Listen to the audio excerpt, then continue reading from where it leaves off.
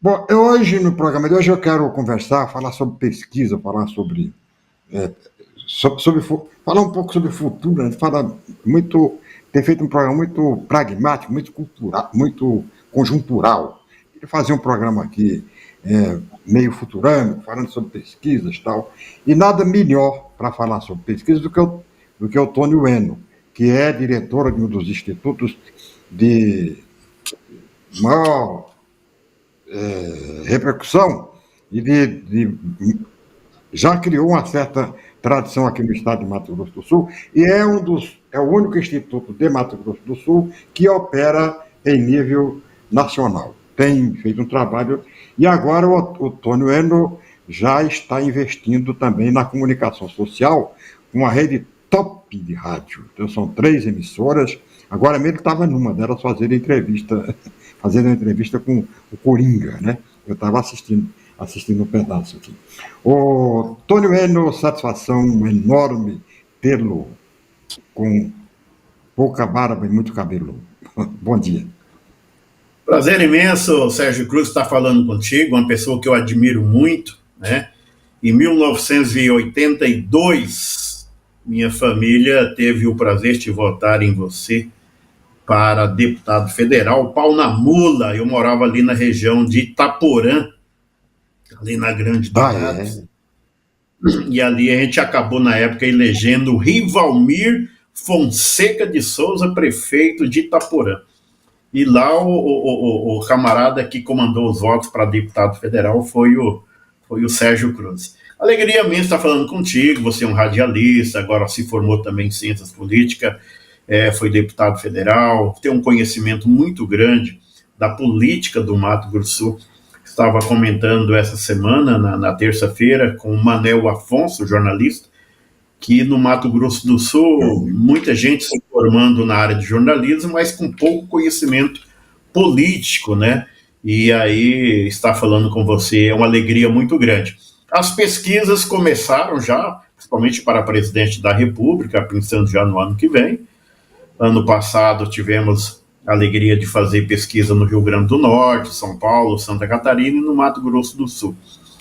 Dos 73 municípios que fizemos pesquisa aqui, acertamos 63 e erramos no segundo turno aqui em Campo Grande. Então, você pode ver que a pesquisa não é nem uma bola de cristal. Você levanta os números, você faz a projeção e não acerta tudo, mas você tem uma noção geral daquilo que é uma eleição municipal, uma eleição estadual, e agora, o ano que vem, teremos as eleições para presidente da República, governo do Estado e também deputado estadual e federal em todo o Brasil. E o Instituto Rank vai estar presente em mais essa empreitada. Quer dizer, além de Mato Grosso do Sul, o Rank vai para quais estados? Já tem um roteiro de viagem aí para 2026 no Brasil? Uma parceria muito boa. Rio Grande do Norte, né, em São Paulo, Mato Grosso e Santa Catarina. São os estados assim, onde a gente já está atuando, né? E a gente acredita que a gente vai poder fazer um bom trabalho, um bom levantamento, acompanhar todo o processo eleitoral. Tony, na eleição passada aqui em Campo Grande, o Instituto Rank deu uma tropeçada na sua previsão no segundo turno. Quer dizer, é muito difícil você errar, né, numa boca de urna. O que aconteceu com o Rank aqui em Campo Grande na eleição passada? Na eleição do segundo turno em Mato Grosso, 6 institutos previa a eleição que seria eleita a Rosa Modesta, isso no sábado, certo? Um de instituto para o outro, a média 2%, para mais, para menos. Foram 6 institutos prevendo a eleição da Rosa Modesta. Olha, fica até difícil de a gente falar ao vivo numa live o que aconteceu, mas vamos assim traduzir de uma forma muito suave. Houve um poder de convenção muito grande durante o dia da eleição, tá? Então, para quem entende, sabe o que foi feita a mobilização. E o preço está sendo pago agora no início da administração da Adriane Lopes em Campo Grande, né? Não tem dinheiro para pagar Solurb, não tem dinheiro para pagar fornecedores, não tem dinheiro para pagar os comissionados que foram dispensados, e a gente sabe como é que foi feito. A gente não pode falar como foi feito, mas que foi feito para convencer algumas pessoas no domingo da eleição, foi feito. Isso foi claro, né? Houve denúncia no TRE, houve processo de compra de voto, houve processo de utilização de púlpito de igreja, e fica por isso mesmo. O Ministério Público falou que não tudo certo, isso aí não acabou intervindo nas eleições. Mas foram 12 mil votos. Então, a ida da Adriane Lopes em vários templos religiosos, que não é permitido por lei fazer esse tipo de coisa, aconteceu em Campo Grande, né? E aí o Ministério Público se manifestou e falou, não, isso aí não teve problema algum e tal, mas tem os registros com fotos, gravações em púlpito de igreja, apresentações, e isso foi a diferença que aconteceu no dia da eleição. E outros motivos mais. Tony,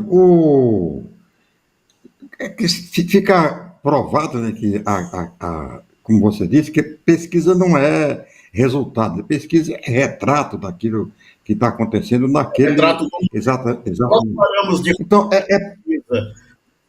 de fazer a pesquisa de boca de urna às 14 horas. Então, você tem toda uma metodologia, todas as regiões de Campo Grande, você tem todo um segmento para você pesquisar, idade, sexo, religião. Então, tudo foi feito conforme o estatístico determina que seja feito. E o resultado é que a Rose ganharia a eleição. Agora, houve nesse período, do dia da eleição, após o meio-dia, um meio de que o eleitor decidisse a votar na prefeita Adriane Lopes. Como foi feito isso, eu não sei. Mas foi feito. Mas foi feito. Foi um convencimento. Me diferença de 12 mil votos.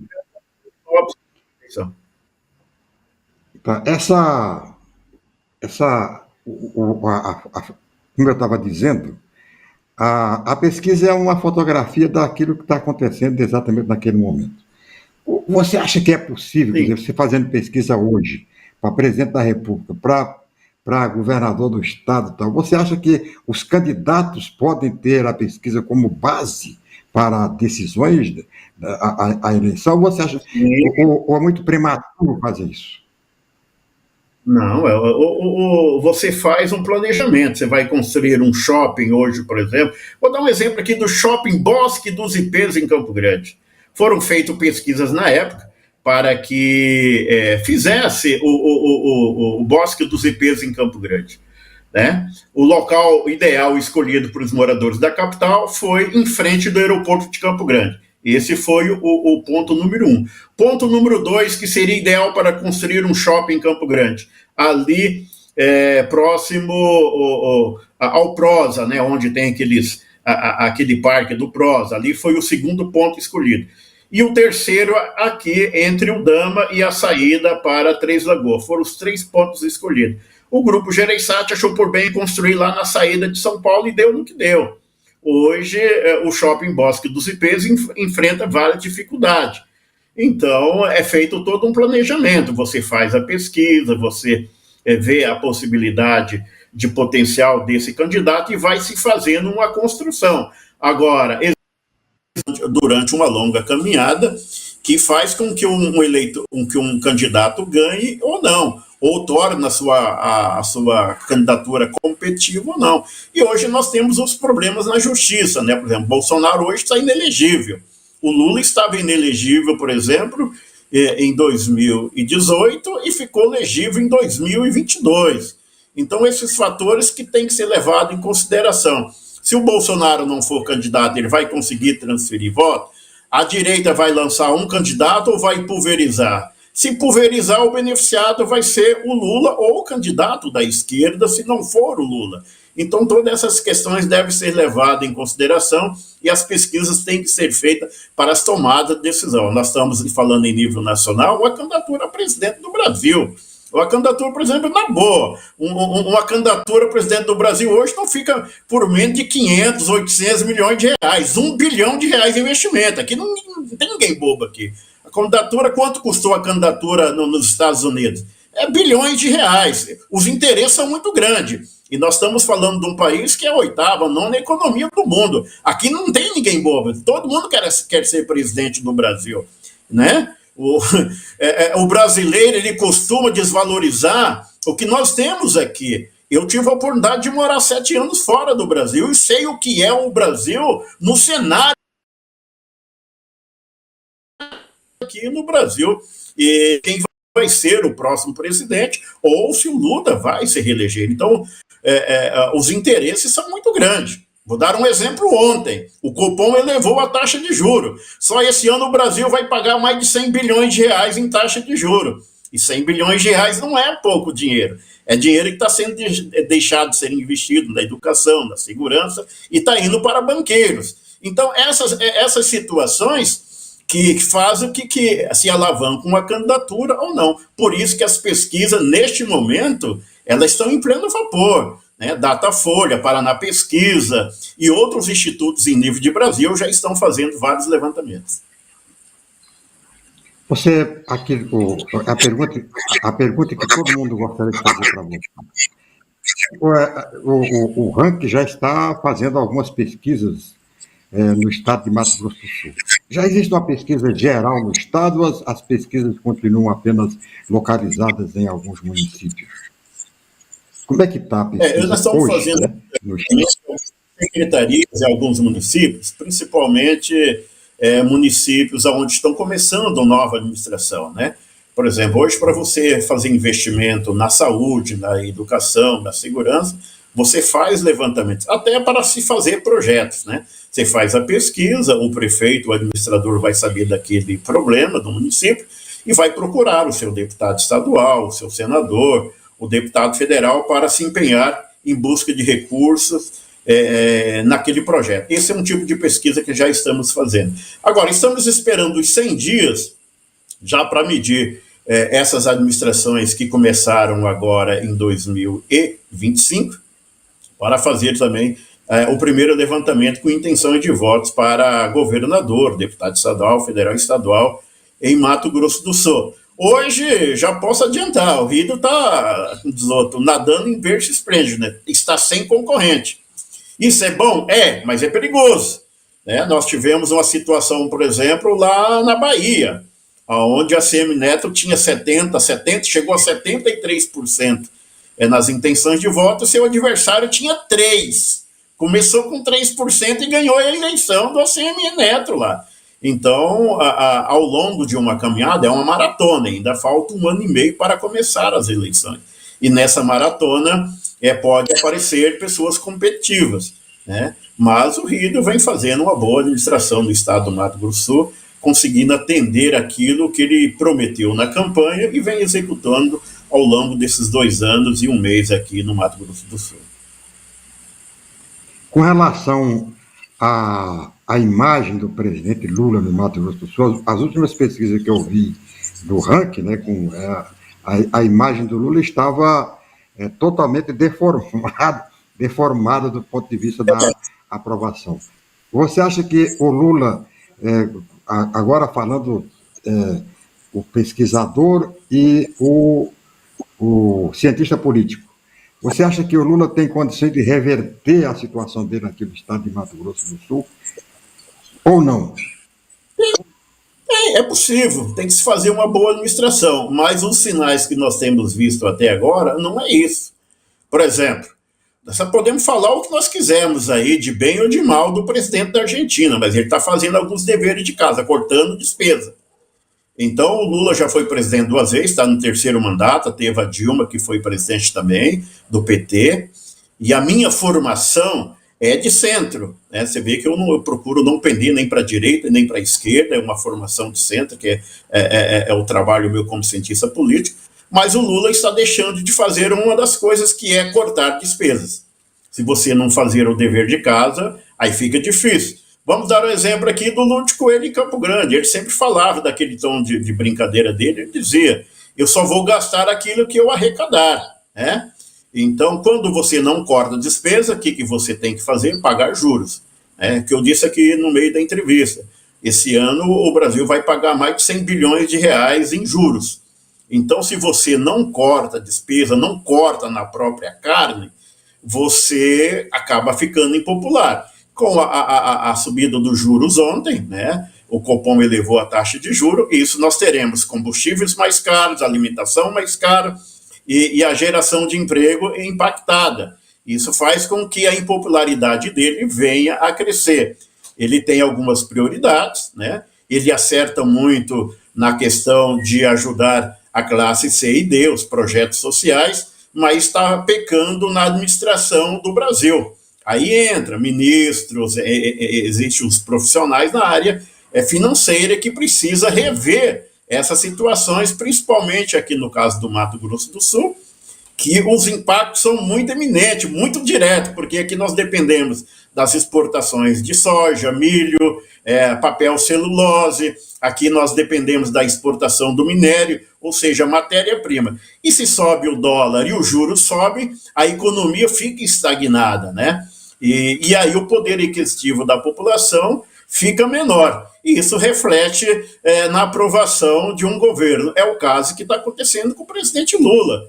Nós temos aí o quilo de carne hoje aí variando em torno de R$50. R$50 é 10 dólares, né? 8, 9 dólares o quilo. É o mesmo preço que está pagando o consumidor japonês. Sabe quanto é um frango lá no Japão, um frango assado? Um frango assado no Japão é em torno de 10 dólares, né? 8 dólares. E aqui no Brasil está custando isso. Você vai aqui na Feira Livre de Campo Grande, um frango assado está custando R$60. R$60 é 10 dólares. É o mesmo preço que o consumidor no Japão está pagando. Por quê? Porque a economia foi dolarizada. Então, se o governo não combater o desperdício de dinheiro, cortar as despesas, os juros não vão cair. E os juros não caindo, a impopularidade vai continuar.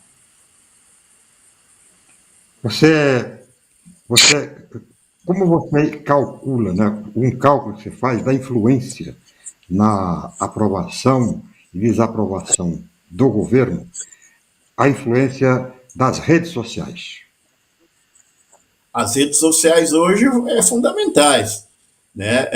E nesse ponto, isso aí há cerca de 2 anos atrás, eu conversando muito com o Vander e o Zeca, são pessoas que têm ligação direta com o presidente da República, né, com o Lula, são pessoas que falam com ele. Eu disse, olha, o PT tem que melhorar as redes sociais, né? Tem que atingir o público evangélico.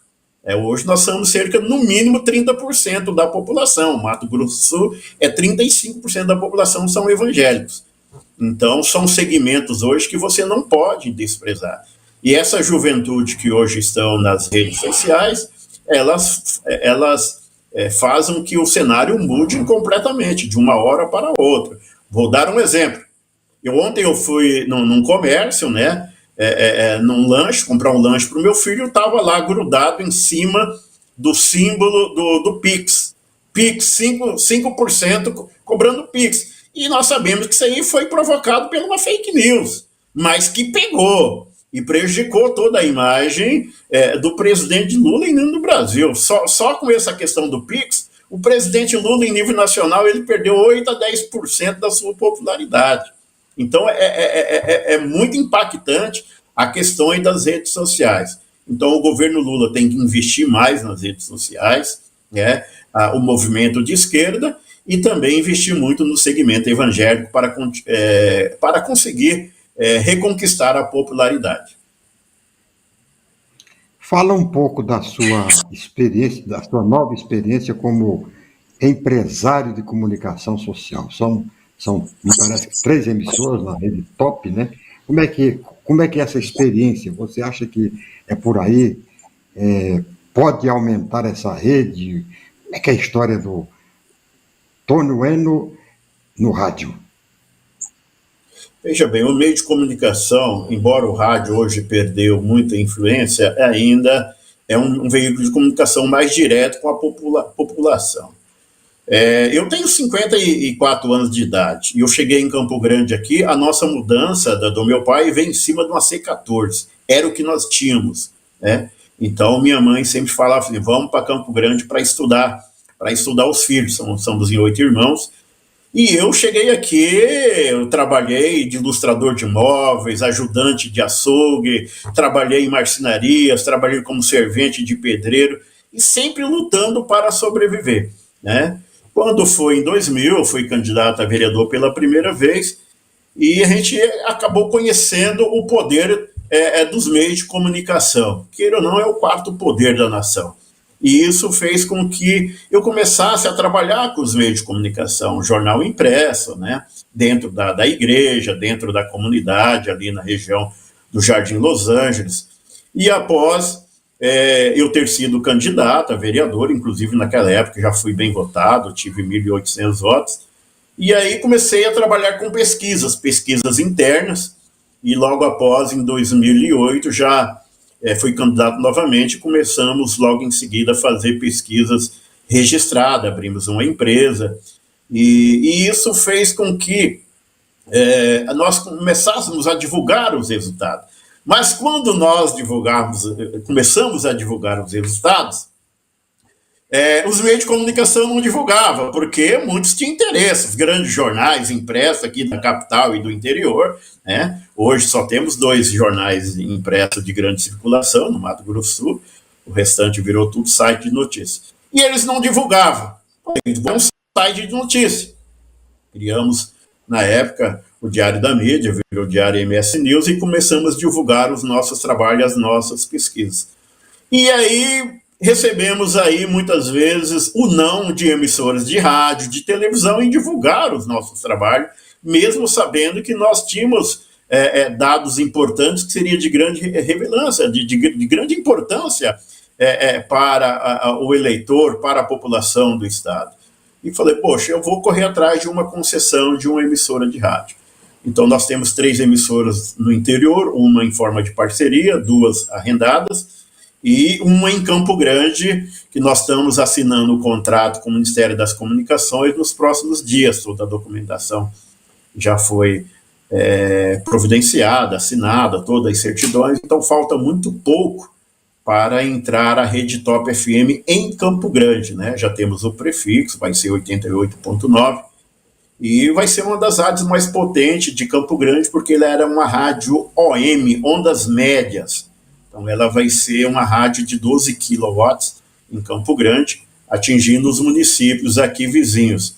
É uma conquista, é algo assim que Deus colocou em nossas mãos. Claro que aí vem os nossos esforços, vem a nossa habilidade, e aqui eu agradeço muito ao Vander Lopes, né, e muitos outros amigos que têm me ajudado nessa empreitada, que é de colocar um meio de comunicação em Campo Grande para dar voz àquilo que a gente sempre almejou, que é divulgar as pesquisas, notícias, e fazer aquela crítica construtiva sem ter, vamos dizer assim, a censura que eu já sofri várias vezes, como você também já sofreu várias vezes, e você sabe disso. Quantos canais de comunicação que você já passou, e muitas vezes a pessoa diz, olha, isso aqui você não pode falar, né? E o objetivo nosso é criar, já criamos essa rede, e com a cabeça entrando aqui em Campo Grande, nessa frequência em FM 88.9, eu acredito que vai democratizar um pouco mais ainda os meios de comunicação aqui no estado, dando voz a muitas situações que nós precisamos. A democracia, Sérgio, você sabe, é uma construção, né?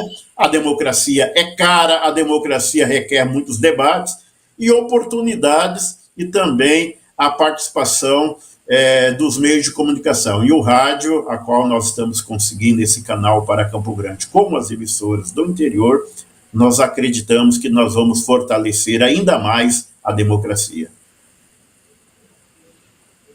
Muito bem, muito obrigado, Tony N, por suas respostas.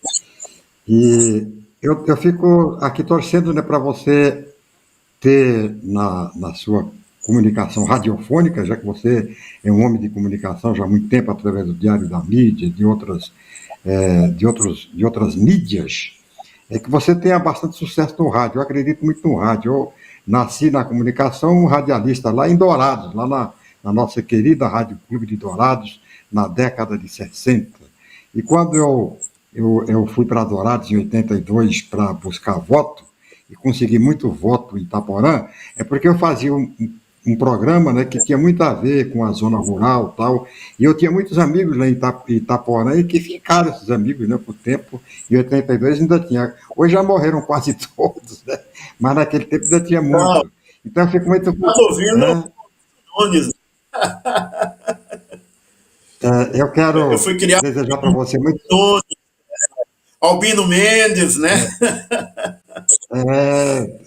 Que vieram depois, eu sou do tempo do Sultan Raslan, ali E Ovito, né? você Eu sou eu sou do início da rádio. Quando eu cheguei em Dourados, a rádio foi fundada em 54. Eu cheguei lá em 60, quer dizer, a rádio tinha 6 anos, era uma rádio nova que funcionava olha, algumas horas por dia, porque Dourados não tinha energia elétrica suficiente para tocar uma rádio. A rádio teve que comprar um gerador e tal. Então eu tenho muita história. Aliás, eu sou cidadão douradense, né? Não pelo fato de eu ter morado em Dourados, pelo fato de eu ter apresentado como deputado o primeiro projeto de lei criando a Universidade Federal da Grande Dourados. Então, eu tenho um amor muito grande, uma simpatia muito grande pela região da Grande Dourados. Uma de suas emissoras fica em Itaporã, é isso? Não, né? É Carapó? fica em cada cobre hoje 100% a região de Dourados hoje, Ah, tá. cidade de Dourados. Então tá bom. Fico muito contente em ter a oportunidade de fazer essa entrevista. Aliás, fazia muito tempo que eu vinha ensaiando essa entrevista e terminava, não por, até por irresponsabilidade minha, terminei não fazendo essa entrevista e queria fazer essa entrevista com você hoje.